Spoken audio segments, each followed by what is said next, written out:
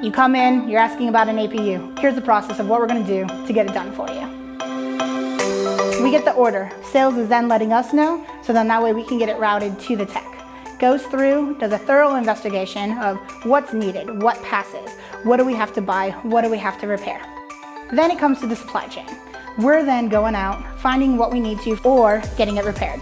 Yes, we're awesome. We repair a lot of stuff here, but sometimes we don't have all of the capabilities. So we're working with other vendors and working on those contracts to then make sure that we're getting it for the best price.